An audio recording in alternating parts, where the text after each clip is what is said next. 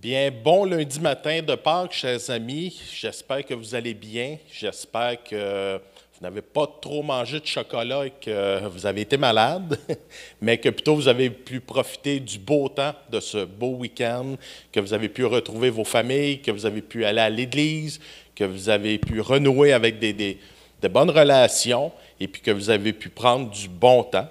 Très content de vous revoir. Très content aussi que vous aviez pu aller visiter notre page YouTube. Je vois que le sujet du suicide a intéressé énormément de gens. Également, beaucoup de gens ont pu écouter la magnifique voix de mon épouse Joanne, là, interprétant le chant « Dieu est grand ».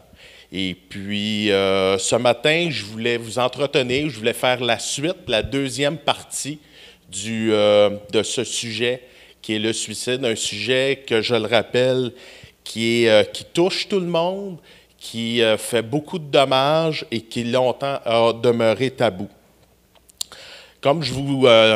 Juste faire un petit retour sur la première partie. En première partie, on avait plus parlé de manière théorique du sujet. On a abordé le taux de suicide, les chiffres. On a parlé aussi de l'historique du suicide. On a fait un petit survol sur la définition. Bref, tout ce qu'on a pu toucher, c'était dans le but de mettre la table, de pouvoir d'avoir une idée du suicide. Mais ce matin, ce que je veux faire, c'est de vraiment rentrer plus dans la partie concrète, dans la partie pratique. Parce que oui, c'est bien de connaître, d'avoir quelques notions sommaires sur le suicide, mais c'est bien aussi de savoir comment intervenir, parce que c'est le but et c'est mon but de vous aider à vous apporter quelques outils pratiques afin de pouvoir venir en aide. Mais d'abord et avant tout, j'aimerais faire un mot de prière, qu'on puisse entrer en prière. Et puis par la suite, je vais vous lire les 3 références bibliques qu'on a vues la dernière fois. Donc, si vous voulez bien courber les têtes, fermer les yeux. Seigneur, on te dit merci de cet enseignement que tu nous as laissé. Merci parce que, Seigneur Dieu, c'est un sujet qui préoccupe les gens, qui préoccupe tous et chacun est concerné par le suicide, que ce soit dans notre famille, que ce soit au sein de notre cercle d'amis, que ce soit au sein de notre église locale, que ce soit également au sein de nos milieux de travail. Seigneur, le suicide touche tout le monde, à peu près sans exception. Alors, Seigneur, donne-nous, Seigneur, de comprendre le phénomène, de mieux le cerner, surtout de mieux discerner les signes et que nous puissions, Père, intervenir de manière efficace afin d'être les bonnes personnes pour aider. Et Seigneur, ma prière aussi, c'est que tu puisses, au niveau des églises locales, appeler des gens, mettre à cœur à des gens dans chaque église qui puissent être formés à aller se perfectionner et s'outiller davantage afin de venir en aide de manière efficace à ces personnes qui ont besoin. Alors Seigneur, merci pour cet enseignement que tu as mis sur mon cœur de partager et que les gens puissent recevoir. Ouvre les cœurs et l'intelligence afin de bien comprendre, de bien cerner. C'est dans le nom de Jésus qu'on te prie. Amen. Donc, j'aimerais vous lire les 3 passages les 3 passages bibliques qui traitent, en gros, c'est que ce sont les passages bibliques qui illustrent que Dieu n'est pas indifférent. Dieu est un papa, Dieu nous comprend, Dieu même a de la préoccupation lorsque ça ne va pas bien. Et puis, j'aimerais vous illustrer le tout bibliquement. Donc, si vous voulez tourner dans vos Bibles ou aller lire le passage, le premier, c'est dans Amos, chapitre 9, verset 11, qui nous dit « En ces temps-là, je relèverai de sa chute la maison de David. J'en réparerai, dis-je, les brèches, J'en redresserai les ruines et je la rebâtirai comme elle était autrefois. Donc, on peut comparer une construction dans l'Ancien Testament à nous-mêmes. Dieu veut nous rebâtir, Dieu veut réparer nos cœurs blessés, veut réparer notre tristesse et surtout, il a un plan pour nous de paix. Ensuite, dans Actes 15, 16, qui nous dit « Après cela, je reviendrai et je relèverai de sa chute, la tente de David, j'en réparerai les ruines et je la redresserai. » Donc, c'est un peu une réplique du même verset de l'Ancien Testament qui est transposé dans le Nouveau Testament. Et encore une fois, je mets l'accent là-dessus, on a un Dieu qui veut notre bien, on a un Dieu qui s'intéresse et qui est concerné par ce qu'on vit. Et la dernière référence biblique, c'est dans 2 Corinthiens, chapitre 4, verset 9, qui nous dit ceci, « Persécuté, mais non abandonné, abattu, mais non perdu. » Et la dernière fois, je vous avais partagé, ou j'ai partagé lors d'une entrevue à Dimanche de Night avec le pasteur Stéphane Martin, que vous pouvez visiter sur la page Cité Passion. Et puis, pasteur Stéphane m'avait demandé au niveau du suicide, bien, comment intervenir, comment tout ça. Puis moi, j'avais donné comme commentaire, et c'est tellement à propos, que l'épreuve que nous vivons actuellement, que vous vivez, si, mettons, vous avez des idées noires, vous avez une pensée suicidaire, ce que vous vivez présentement n'est pas plus grand que qu'est-ce qui s'en vient. Ce qui s'en vient, notre avenir, votre futur, c'est immensément plus grand que l'épreuve que vous vivez actuellement. Donc, il faut, je vous dirais, pas mettre tant de focus sur ce que vous vivez, malgré que c'est difficile, il faut se traiter, il faut demander de l'aide, bien sûr, mais c'est toujours dans le but de voir l'avenir de manière beaucoup plus grande, beaucoup meilleure qu'aujourd'hui. Et ça, c'est la phrase clé que je vous dis. Donc, comme je vous mentionnais, au cours de la première partie, on a survolé le suicide de manière très théorique au niveau des chiffres, au niveau des taux de suicide, au niveau de l'historique, au niveau de ce qui se passe, au niveau plus des mentalités. Et puis, comme je vous mentionnais également, le sujet était très tabou dans le passé. Parler de suicide égalait, et dans le passé égalait la défaite. Quelqu'un qui avait des idées noires, ça pouvait être quelqu'un qui manquait de foi, c'était perçu comme un manque de foi, mais absolument pas. Et aujourd'hui, heureusement, le suicide est beaucoup, on encourage les gens à parler du suicide, à parler de ce qu'ils vivent, et c'est la clé. Même en relation d'aide ou en psychothérapie, la première étape, c'est que la personne qui cherche de l'aide, qu'elle puisse, on met tout en œuvre pour emmener la personne à parler, à extérioriser ce qu'elle vit. Et c'est le début de la guérison, c'est lorsque la personne expose son cœur, vide son sac et expose ce qu'elle vit. Il y a 2 slogans qui ont retenu mon attention, qui illustrent très bien le fait qu'on encourage à parler. Il y a au niveau du ministère de la Santé et des Services sociaux du Québec, qui, vous voyez avec de la publicité télévisée, le slogan est celui-ci, « Parler, c'est commencer à aller mieux ». Donc, ça illustre très, très bien là, la pensée. Et puis, au niveau de la santé publique, France, le slogan est le suivant, « En parler, c'est déjà se soigner ». Et j'aime beaucoup le slogan français. En parler, c'est déjà se soigner. En parler, c'est déjà amorcer le processus de guérison, l'immense chantier, je pourrais dire, vers le rétablissement des choses. Donc, dans cette deuxième partie, nous entrerons, comme je vous disais, dans la phase la plus pratico-pratique. Nous traiterons dans un premier temps des principales qualités qu'une personne doit avoir lorsqu'elle veut aider de manière efficace quelqu'un d'autre. Il y en a surtout 2. Ensuite, on tentera d'établir une méthode simple, qui est basée en 3 étapes afin d'aider efficacement une personne. Enfin, on va voir ce que l'Église locale peut faire.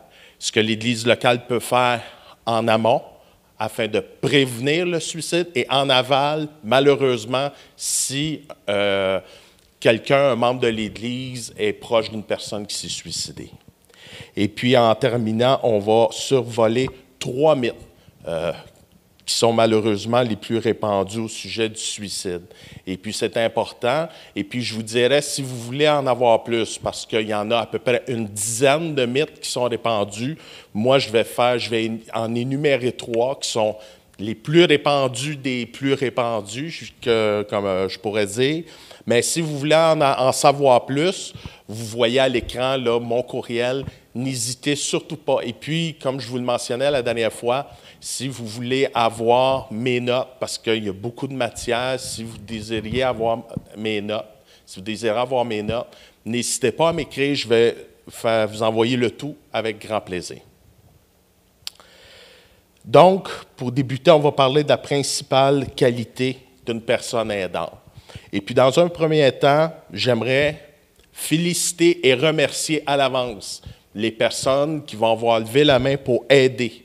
Parce que aider une personne suicidaire ou une personne qui vient de perdre quelqu'un, ça demande de l'énergie. En bon québécois, ça va tirer beaucoup de jus, ça va vous demander beaucoup, mentalement, ça va être difficile. Je vous dirais, si vous voulez aider quelqu'un à passer à travers soit d'une période suicidaire ou à se relever suite à la perte de quelqu'un qui s'est suicidé, d'aider une personne proche, je vous dirais, vous-même, ayez un ami à qui parler, parce que ça va vous demander énormément de jus. Je vous le dis, ça peut être lourd, mais sachez que ça a énormément d'importance, ce que vous allez faire. Chaque geste va être important et chaque geste, la vie de la personne aidée va en dépendre. Je vous dis, c'est une tâche qui est plus que noble si vous voulez vous investir à ce niveau-là. Et puis, je fais tout de suite le saut là-dessus. Si vous voulez également, si vous vous sentez appelé à vous former, à dire, bien, moi, j'aimerais ça aider les personnes, je me sens appelé, je vois qu'il y a des besoins. Écoutez, écrivez-moi également, j'ai une petite liste d'écoles ou de centres spécialisés qui peuvent former les gens, soit en relation d'aide ou pour devenir psychothérapeute. Ça va me faire grand plaisir. Moi, j'ai répondu à cet appel-là il y a quelques années de me former en relation d'aide. Et puis, ce sont des outils merveilleux et puis ça fait une différence. Donc, n'hésitez pas à m'écrire, puis à m'exposer votre besoin là-dessus, puis ça va me faire plaisir de vous donner des références. Donc, pour revenir aux principales qualités, les 2 principales qualités, bien entendu, sont la compassion et l'écoute. Et puis aussi, une petite mise en garde que j'oubliais de vous faire. La petite mise en garde, c'est, oui, vous allez aider les personnes, ça va être lourd, mais ne portez pas de fardeaux qui sont plus lourds qu'est-ce que vous pouvez porter. On est appelé à aider, mais on n'est pas appelé à sauver à tout prix. Okay? La qualité de votre travail ne sera pas notée sur le fait que vous allez sauver ou pas la personne. Si la personne que vous aidez, vous ne réussissez pas à l'aider à un certain degré ou comme vous l'auriez souhaité, écoutez, le but, c'est que vous répondez présent et c'est votre écoute. Et puis, vous, à ce moment-là, si vous faites preuve de compassion et d'écoute, c'est déjà les deux bonnes qualités que ça prend pour aider. Dans nos interventions, nous devons aussi mettre de côté toute idée préconçue, tout jugement et éviter de faire la leçon ou de prêcher. C'est important, comme je le mentionnais tout à l'heure, la première étape pour amorcer un processus de guérison pour la personne aidée, c'est de se vider le cœur, de parler de ce qu'elle vit, de dire comment elle a mal, à quel niveau.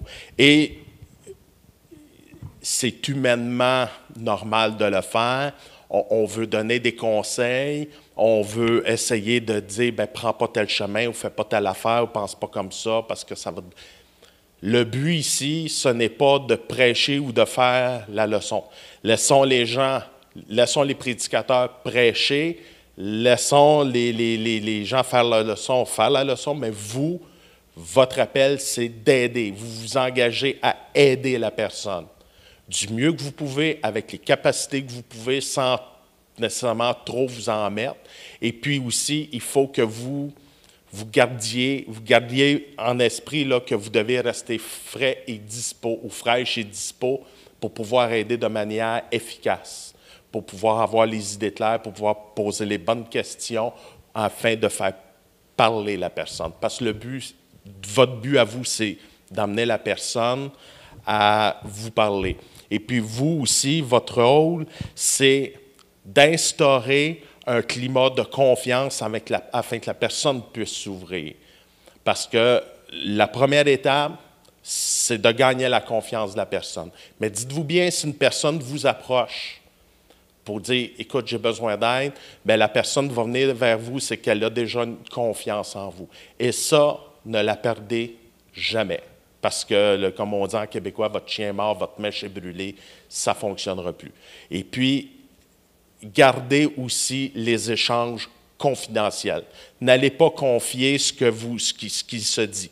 T'sais, soyez dans une pièce, porte close, assurez-vous que personne n'entende autour, et puis gardez ça secret. Parce que c'est comme ça que la personne, pour ne pas brimer non plus l'intégrité de la personne. Et ça, c'est très, très, très, très important. Donc, pour revenir, les deux principales qualités sont la compassion et l'écoute. Et puis, évitez de prendre, pour faire un résumé, évitez de prendre des fardeaux trop lourds. Si vous avez besoin d'aide, si vous voyez que ça dépasse vos connaissances ou vos capacités, n'hésitez pas à référer la personne vers quelqu'un d'autre afin de poursuivre le travail.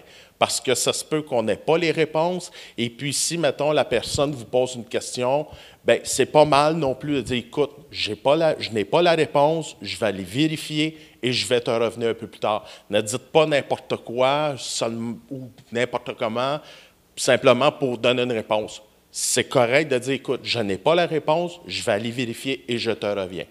C'est correct et c'est mieux comme ça parce que la personne va voir que vous vous souciez de la qualité du travail ou du temps que vous prenez avec elle. Donc, compassion, écoute, gardez votre esprit frais et dispo, gardez le joug léger autant que possible, et puis, ne cherchez pas à convaincre, à prêcher ou à faire la leçon. Ça ne donne absolument rien. Donc, comment qu'on peut faire ça? Quelle méthode qu'on peut appliquer? Bon, je vais vous proposer une méthode bien simple en 3 étapes. OK? Donc, la première étape, bien sûr, bien accueillir la personne et favoriser un climat de confiance propice à la confidence. Et je vous dirais, cette étape-là, c'est l'étape fondamentale. C'est aussi important que le solage ou les fondations d'une maison. Vous ne pouvez pas construire une maison sans solage, sans fondation, mais ici, vous ne pouvez pas avoir une bonne relation thérapeutique sans le bon fondement de la confiance, comme je l'ai répété tantôt, et un climat de confidence. Elle consiste à établir le lien de confiance ou lien thérapeutique qui sera le fondement de votre relation d'aide. Comme je le dis, tout va dépendre de cette étape-ci. Une fois que le lien de confiance est bien en place, il favorisera la confidence et ainsi prendra place le processus de guérison chez la personne aidée. De plus, un accueil chaleureux et empreint de compassion apportera un bienfait que la personne aura besoin. Que ce soit par je dirais en anglais, un hug, un câlin, bien, ça se peut probablement, la personne va se jeter dans vos bras parce que vous êtes une bouée de sauvetage. Vous représentez vous représentez un bienfait immédiat, un traitement choc à sa douleur, à sa solitude, à ce qu'elle vit. Donc, je vous dirais, ne reculez pas. Donnez-lui ce câlin, cette caresse, cette marque d'affection que cette personne-là a besoin, parce que ça va lui faire un bien immédiat. C'est un analgésique émotionnel que vous allez lui procurer. Un point très important à tenir, comme je vous le mentionnais et je vous le répète encore ici, s'assurer de la confidentialité des échanges. N'oubliez pas que la personne aidée vous a donné sa confiance. Elle s'abandonne à vous.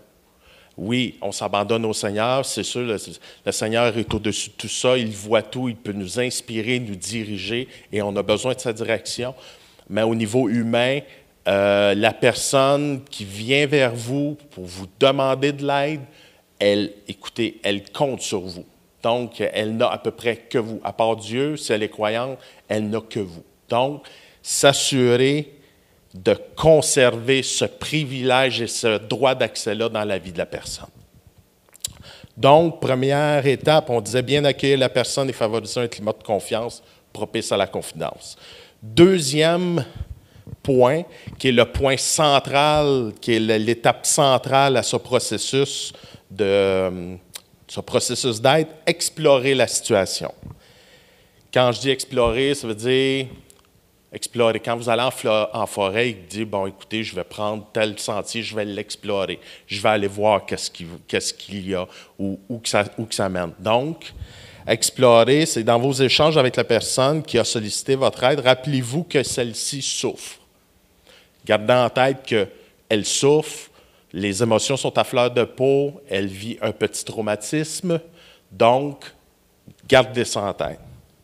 Avec tout votre calme, votre patience, votre douceur, il est nécessaire que vous sachiez précisément ce qui fait souffrir celle ou celui qui est au-devant de vous, et afin d'éviter les paroles inutiles et d'être le plus efficace possible.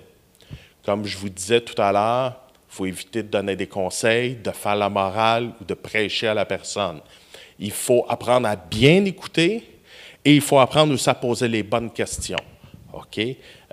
Comment c'est arrivé? Comment que tu te sens? Et la question centrale, là, qu'est-ce que tu vis aujourd'hui? Comment tu te sens aujourd'hui? OK, comment a été ta journée aujourd'hui? Ce sont des questions courtes, mais qui sont assez précises et qui mettent la table à ce que la personne, verbalise ou vous confie ce qu'elle vit. Donc, et gardez votre calme. Il faut que vous soyez en contrôle de vous-même. Il faut que votre compassion puisse être ressentie et il faut que la personne sache que vous l'écoutez et que vous la compreniez. Surtout ça. S'il s'agit d'une personne à risque de se suicider, si vous soupçonnez que c'est très fragile, on va le voir ici, on peut appliquer le concept du comment, du où et du quand. Le comment ou quand, et ça, c'est un petit peu plus poussé. Lorsque vous soupçonnez qu'il y a quelque chose qui, vraiment, là, il y a peut-être une lumière rouge qui s'allume, on peut mettre en place ce processus-là. Le comment, c'est si la personne songe à passer à l'acte, quels moyens pense-t-elle utiliser? Si le moyen en question est facilement accessible, le risque devient accru. Je vous donne un exemple. Si vous savez que la personne, mettons si c'est un homme, et l'homme a un chalet dans le nord, fait de la chasse, donc a des carabines soutelées, bien, je vous dirais que le risque est un petit peu plus accru. Parce que la personne, l'homme, va penser, si lui, dans sa tête, il a déjà pensé à une date, a déjà pensé comment le faire, et puis, comme on l'a mentionné la semaine passée, une personne qui, dans sa tête, c'est clair, qui va passer à l'acte telle date parce que lui veut arrêter de souffrir, et pour lui, la libération s'en vient. Il va passer à l'acte et la souffrance va arrêter. Donc, si on est dans une situation que, par exemple, un homme a un chalet avec des carabines, bien, le risque est très accru, là. OK? Bon. Le où. Si la personne semble avoir choisi le lieu, demandez-lui où. Le lieu peut accroître les possibilités, surtout si celui-ci est isolé et si les moyens de s'y rendre sont accessibles. Exemple, un garage, un chalet, un pont, si la personne habite près d'un cours d'eau. Et puis aussi, si on a aussi un alpinisme. T'sais, dans le commun, si quelqu'un fait de l'alpinisme, a des cordes chez lui, ça se peut qu'il... Puis s'il y a un garage, mais ça se peut qu'il s'en aille dans son garage puis qu'il se pende. Ça se peut. OK? Donc, les risques s'accroissent à ce moment-là. Le quand. Si la personne a déjà choisi dans sa tête le moment de passer à date, OK, en fin de semaine, la semaine prochaine, ce sont les vacances, OK, j'ai un chalet dans le nord, je tombe en vacances, ma femme ne sera pas là, je vais m'en aller, c'est loin de chez moi, je ne salirai rien, je ne détruirai rien, je n'endommagerai rien, je vais être isolé. C'est certain que là, le risque est à son maximum parce que la personne, non seulement elle a fait la paix pour s'enlever la vie, mais elle a planifié le quand, elle a planifié le comment et elle a planifié l'endroit aussi. Donc, comment, où et quand, c'est le concept le plus approprié et le plus efficace pour déceler comment, de quelle manière que la personne va s'enlever la vie et tout son scénario qu'il a dans sa tête. Si la personne aidée est un proche ou une proche de quelqu'un venant de s'enlever la vie, les premières questions à poser sont, comme je vous le disais, comment vas-tu? Ou bien, comment te sens-tu? Ou bien, qu'est-ce que tu as vécu aujourd'hui? Comment a été ta journée? Il faut garder à l'esprit que cette personne vit une crise. Là, on parle d'un proche qui vient de perdre quelqu'un. La personne vit une crise, éprouve un vide immense et est déstabilisée. Et il ne faut pas mettre d'huile sur le feu. Il ne faut pas rajouter un fardeau qui est vraiment inutile. Notre but, c'est d'alléger le fardeau de la personne. Oui, on peut lire des versets bibliques pour la réconforter, mais il ne faut pas non plus faire la morale et puis arriver avec une série de versets bibliques. Ce n'est pas ça qui va l'aider. Votre écoute et votre compassion, c'est la clé pour aider la personne. Dans le cas où vous seriez appelé à supporter quelqu'un qui vit une situation, soit un suicidaire ou un proche de suicidé, dites-vous que vous pourriez en avoir pour un moment à aider une personne. Personne suicidaire qui pense à se suicider ou une proche, dites-vous que ce n'est pas quelque chose qui se fait en 2 rencontres, puis c'est réglé, puis c'est fait, puis on passe à un autre appel.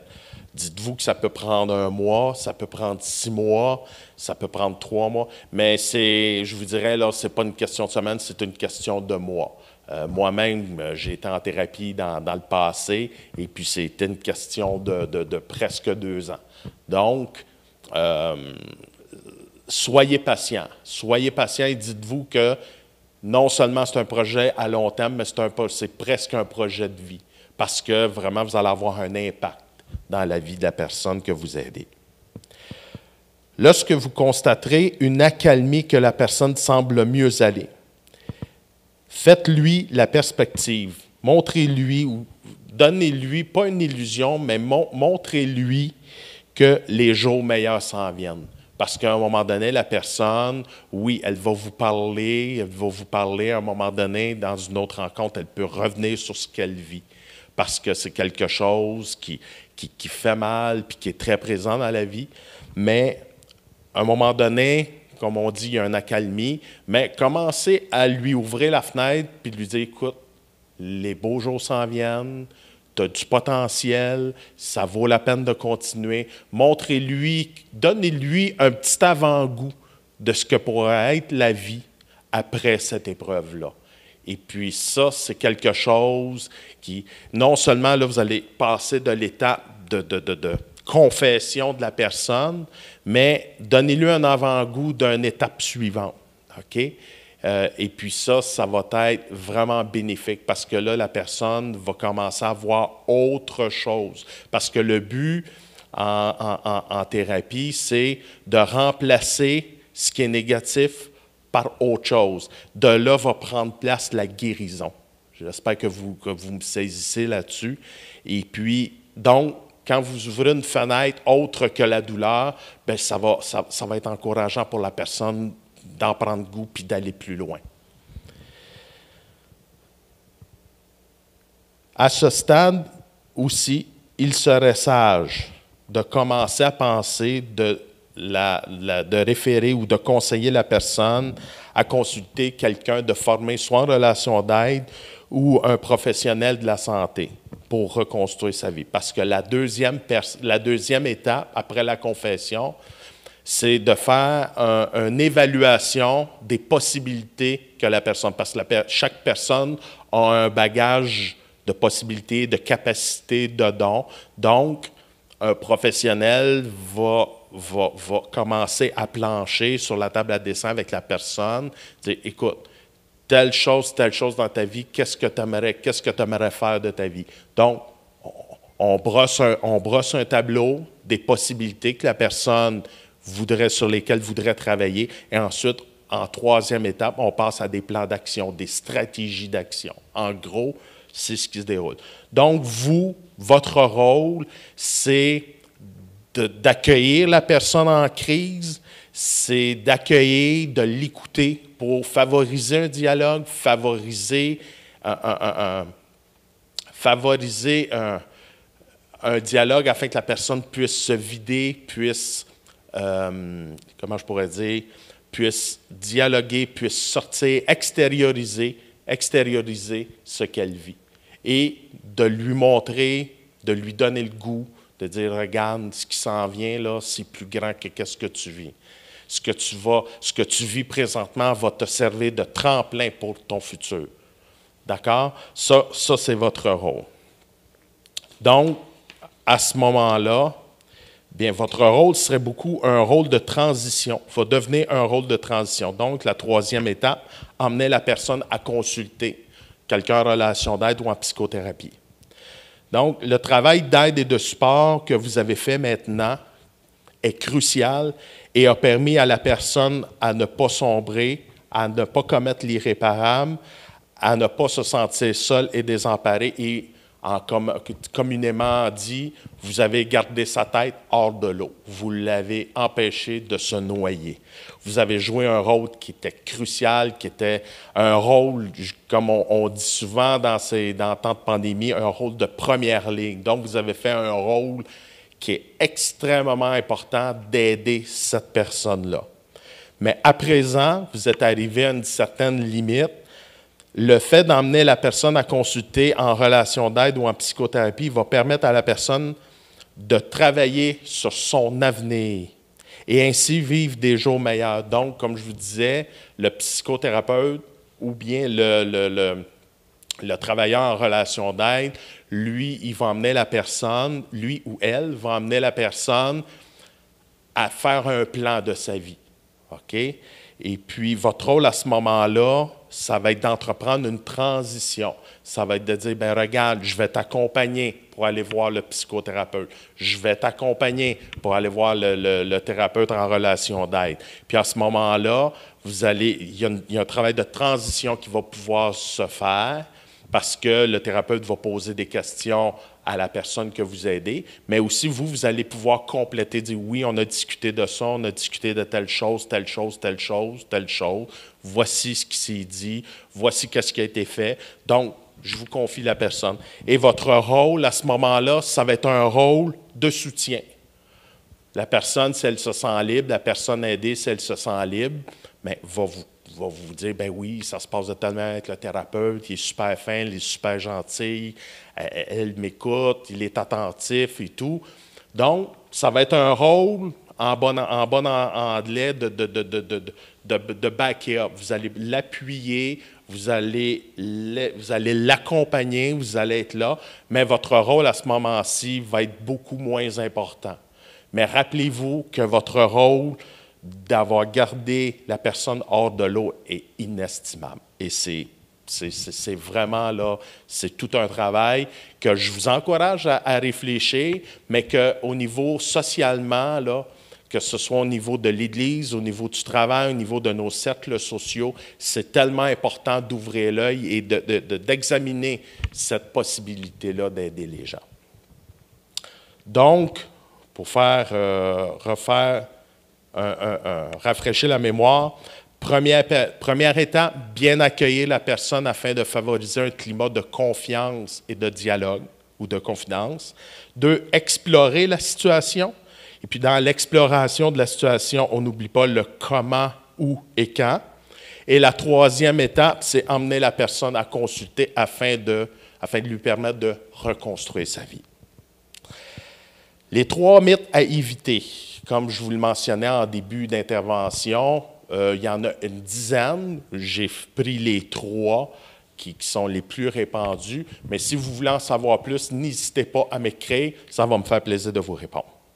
Le premier mythe est le suivant. Ceux qui veulent se suicider sont formellement décidés à mourir. Et dans la première partie, on en a parlé souvent. C'est faux et archi-faux. Il n'y a pas de question de lâcheté ou de courage à se suicider, mais c'est davantage une question d'arrêter de souffrir. D'accord? Donc, la réalité, c'est que la plupart des personnes qui pensent au suicide veulent cesser de souffrir et ne veulent pas mourir. Paradoxalement, ils ne veulent pas mourir, mais ils veulent arrêter de souffrir. Lorsque la souffrance persiste, ils viennent à ne plus savoir, les gens viennent à ne plus savoir s'ils veulent vivre ou mourir. Il y a une confusion. La souffrance vient apporter une confusion. Donc, les gens, non seulement ils souffrent, mais ils sont confus, donc ils veulent en finir. Donc, premier mythe. Deuxième mythe, l'amélioration qui succède à une crise de suicide signifie que le risque est passé. Je vous dirais, allumez, lorsque ça semble à mieux aller, suite à une première tentative, gardez une lumière jaune allumée. Ce n'est pas le feu vert, gardez une lumière jaune allumée. Bon. Pourquoi? Parce que la grande majorité des suicides se produit dans les 3 mois qui suivent le début de la période d'amélioration. Parfois, même la personne semble soulagée, mais cela ne signifie pas que le risque est passé. Je reviens à notre ami Réal qui habitait dans le même immeuble que Joanne et moi en 1999. Lorsqu'on l'a connu, écoutez, c'est un monsieur qui paraissait bien, tenu très soigné, prenait son petit café, on le saluait. Il était extrêmement social, aimait jaser et tout. Mais pas longtemps après, on l'a vu pendu. On l'a découvert avec son fils. On était les premiers à assister son fils à la découverte de son père. Il venait de s'enlever la vie. Et puis, écoutez, c'était le grand questionnement. On se disait, Joanne, ouais, pourquoi Réal jasait, il était enjoué, il était probablement que lui, il était en paix parce qu'il avait fait son plan pour mourir. Et lorsqu'on est rentré dans son appartement, la valise était prête, les papiers d'assurance étaient prêts, tout. Et même, je vous dirais, il a laissé même une Bible en héritage à son fils. Donc, tout était prêt, tout était bien rangé, tout était soigneusement calculé et prévu, là. Tout était vraiment là. Donc, je ne sais pas si dans le passé, il y avait eu une première tentative, mais c'est quelque chose à voir. Aussi, on a vu la semaine passée dans les statistiques que 20% des personnes hospitalisées à des suites de tentatives de suicide, en sont à une 2e tentative. Donc, il faut garder une lumière jaune. Ne mettez pas un feu vert tout de suite. Oui, ça va mieux, mais gardez un œil sur la personne de votre entourage si vous vivez ce cas-là précisément. Là, gardez une attention particulière là-dessus. 3e mythe, toute personne suicidaire paraît déprimée. Comme je vous le mentionnais avec l'exemple de Réal, Réal était un beau monsieur, souriant, jasant à tout le monde. Donc, il n'était pas déprimé du tout. La réalité, c'est bien que la personne soit la plupart du temps dans une période dépressive, elle ne présente pas nécessairement de signes de dépression. Chez les hommes en particulier, les signes de dépression ne sont pas toujours visibles. Certaines personnes peuvent paraître dures et insensibles, alors que d'autres semblent de bonne humeur et très actives. Souvent, derrière ces comportements se cache une grande détresse et une grande tristesse. Donc, gardez l'œil vigilant, aiguisé, puis demandez à Dieu de vous donner le pif, de vous donner le discernement là-dessus. Et un discernement teinté de compassion et teinté d'écoute et de bien-être, que vous voulez aider les personnes, mais gardez les antennes bien sorties, parce que derrière le suicide se camoufle bien derrière une bonne humeur, une apparence de bonne humeur et une apparence de bien-être. C'est très. Donc, les trois principaux mythes à ne pas tomber dans le panneau: ceux qui veulent se suicider sont formellement décidés à mourir. Le deuxième mythe: l'amélioration qui succède à une crise de suicide signifie que le risque est passé. Troisième mythe: toute personne suicidaire paraît déprimée. Donc, à garder en tête. En conclusion, comme je vous dis, c'est beaucoup, beaucoup de matière. Puis encore une fois, je vous répète, si vous voulez avoir mes notes, n'hésitez pas à m'écrire. Comme nous l'avons mentionné en début de première partie, la définition du suicide est très simple, mais il s'agit d'un état d'âme très complexe. Il y a un type de suicide pour chaque personne qui passe à l'acte ou qui tente de le faire. Comme je vous le mentionnais en première partie, on a répertorié un certain nombre de types de suicides, des catégories, mais je vous dirais, c'est toujours teinté de manière individuelle. Chaque personne est unique, ce que vit une personne est unique. C'est jamais exactement pareil comme quelqu'un d'autre. Mais oui, on vient à bout des cataloguer, mais c'est très complexe parce que ce que vit une personne est très unique, là. Le suicide nous touche tous, de près comme de loin. Il est donc primordial de veiller les uns sur les autres, que ce soit au niveau familial, que ce soit au niveau de nos cercles sociaux, que ce soit dans nos milieux de travail, que ce soit dans les églises. C'est important que le suicide ne devienne pas un tabou, parce que lorsque le suicide est tabou, c'est là que le suicide fait son œuvre. C'est là que ça entre en ligne de compte et que les idées noires commencent à tourner dans l'esprit des gens. Donc, le fait d'en parler, ça peut dénouer des problèmes, ça brise l'isolement, ça favorise un climat de confiance, et tout ça dans le but d'éloigner le suicide, dans le but d'éclaircir ce qu'une personne peut vivre. Voilà, c'est bon d'en parler. Les gouvernements nous encouragent également à en parler. Les travailleurs sociaux nous encouragent. Et ce ne sont pas non plus seulement que les professionnels qui sont appelés à jouer un rôle dans la prévention du suicide, mais tous et chacun d'entre nous, socialement, je vous dirais, on a un devoir de vigie là-dessus, à veiller les uns sur les autres. En cultivant nos relations avec notre entourage, nous serons plus en mesure de détecter si quelque chose ne va pas chez quelqu'un. Lorsque rien ne semble aller, 3 choses à retenir. Puis on les a vues, mais on va les répéter encore. La première chose à retenir, c'est que la mauvaise passe que nous traversons est la plupart du temps temporaire, et que le suicide, tant qu'à lui, est permanent. Donc, le suicide, comme j'ai mentionné lors de la première partie, le suicide, on veut appliquer le suicide comme une solution permanente à un problème qui est passager. Donc, retenez ça.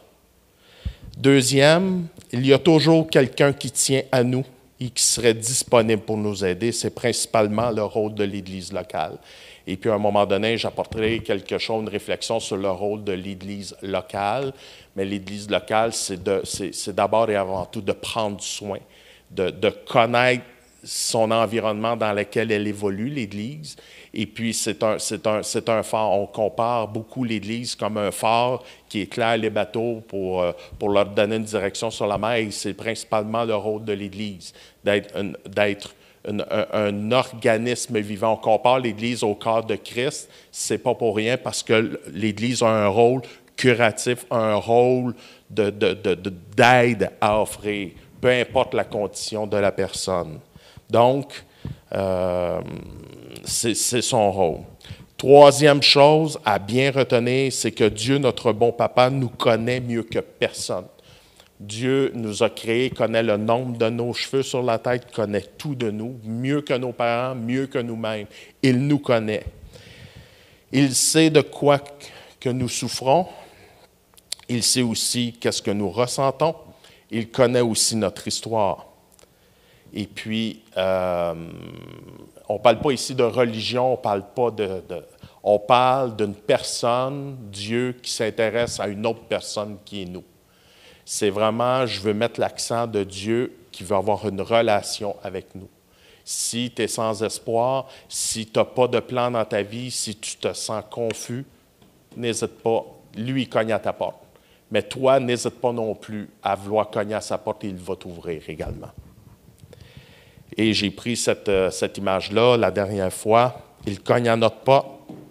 Il désire entrer dans nos vies pour reconstruire, pour lui redonner un nouveau sens. Et puis, je ne sais pas si vous avez vu il y a une publicité qui me vient en tête. Il y a une entreprise qui se spécialise en restauration de fondations de maisons, justement. Et puis, le slogan, c'est de redonner la pleine valeur à votre maison. Donc, Dieu veut redonner votre pleine valeur, veut restaurer votre personne, parce que lui, il le sait, il connaît votre valeur, il connaît votre potentiel et il vous aime en tant que personne. Donc, le Seigneur veut vous restaurer, que ce soit directement lui avec vous ou avec une personne ou dans l'Église, peu importe le moyen, Dieu veut vous redonner votre pleine valeur parce que vous avez une grande valeur à ses yeux, il se préoccupe de vous. Il a aussi des plans et de bonheur pour vous. Il s'intéresse à vous comme personne. Donc, le Seigneur, malgré ce que vous vivez actuellement, je vous encourage à ne pas permettre à votre douleur de s'extrapoler dans votre vie, de prendre toute la place. Mais je vous dirais, c'est une période que vous passez. Moi, j'ai passé des périodes sombres dans ma vie, moi-même. Et puis aujourd'hui, ces périodes sombres-là sont des tremplins, des outils de premier choix afin d'en aider d'autres. Donc, je vous dirais, si vous vivez une crise, si vous voulez tenter à votre vie, si vous y pensez, dites-vous que qu'est-ce que vous vivez actuellement, là, c'est limité dans le temps et qu'il y a autre chose après ça. Et c'est quelque chose de beaucoup plus glorieux et puis que ça va vous servir d'expérience pour plus tard. Comme dans l'Apocalypse 3:20 nous dit, il désire faire son œuvre dans nos vies et développer une relation avec nous. C'est le but de Dieu. Alors, ouvrons-lui la porte de nos cœurs. Nous y serons plus jamais, jamais, jamais seuls. En terminant, j'aimerais mettre à l'écran les coordonnées de trois organismes qui offrent de l'aide. Bon, oui, exactement. Donc, on a Suicide Action Montréal, on a aussi le Service de prévention du suicide du Canada et on a Jeunesse J'écoute qui est beaucoup plus spécialisé pour les jeunes, de ce que vivent les jeunes, parce qu'on a vu aussi la semaine passée que le taux de tentatives de suicide chez les jeunes est extrêmement élevé. Donc, les jeunes vivent beaucoup d'isolement, vivent beaucoup de choses, beaucoup de questionnements aussi. Et je pense que nous, les adultes, c'est à nous à veiller sur eux, à les aimer, à les accueillir dans ce qu'ils vivent, dans ce qu'ils ont à dire, à les écouter. Et puis, ça peut éviter le pire. Donc, sur ma page YouTube, vous allez avoir toutes les coordonnées de ces trois organismes-là. Et puis, en terminant à la toute fin, comme je vous le mentionnais au début, ceux qui sont intéressés à parfaire leur connaissance, à aller chercher des outils supplémentaires pour pouvoir aller plus loin en relation d'aide, écrivez-moi, ça va me faire plaisir de vous référer des écoles, des bonnes écoles, des bons professeurs qui vont vous donner de d'excellents outils. Et moi, je suis passé par là, je suis allé me chercher des outils. C'est de la formation continue. Donc, à chaque fois qu'il y a un module nouveau là, dans mon curriculum qui sort, je vais le prendre. Mais c'est vraiment gratifiant et vous allez sentir que vous allez faire une différence. Donc, j'aimerais terminer en prière. Et puis aussi, je vais vous laisser également avec le fameux chant de mon épouse Joanne. On va remettre le même chant, que Dieu est grand et puis que le Seigneur s'intéresse à notre vie. Donc, je vais vous laisser en prière et par la suite avec ce magnifique chant interprété par mon épouse. Donc, Seigneur, merci pour ces éclaircissements sur ce sujet complexe qui est le suicide. Seigneur, on veut se souvenir que tu t'intéresses à nous. Seigneur, on veut se souvenir que tu es prêt même à mettre des bonnes personnes ressources dans nos vies. Et que malgré que nous vivons, Seigneur, une tempête, que nous vivons des idées noires, que nous ne savons plus où nous allons, toi, Seigneur, tu nous portes. Toi, Seigneur, tu veux nous donner, tu veux être ce phare, cette lumière qui nous éclaire au bout du tunnel, cette lueur d'espoir qui va nous permettre, qui va nous donner le courage de continuer, le courage d'aller plus loin. Et que non seulement tu vas nous faire sortir de cette épreuve, mais Seigneur, tu vas transformer cette épreuve en possibilité d'en aider d'autres. Tu vas nous transformer, tu vas nous emmener, tu vas nous équiper afin que nous puissions aider des personnes qui ont les mêmes besoins que nous. Alors Seigneur, montre-nous que tu es au contrôle. Fais-nous sentir que nous ne sommes pas seuls et montre-nous ton amour. Fais-nous sentir comment que tu nous aimes et que tu t'intéresses à nous à tous les niveaux dans nos vies. Merci pour cet enseignement. Merci de nous avoir parlé. Merci parce que, Seigneur Dieu, tu veux nous outiller afin, Seigneur Dieu, que les gens puissent respirer, Seigneur, le bonheur et puissent, Seigneur Dieu, représenter l'image que tu veux leur donner d'eux-mêmes. C'est en Jésus que nous te prions. Amen. Merci à toutes et à tous de votre écoute. N'hésitez pas à nous suivre. D'autres sujets d'actualité s'en viennent. Et puis, c'est toujours un plaisir de vous transmettre, de vous encourager, d'être avec vous. Et puis, n'hésitez pas à nous écrire si vous avez des questions. Donc, que Dieu vous bénisse, portez-vous bien et à très bientôt. Bye bye.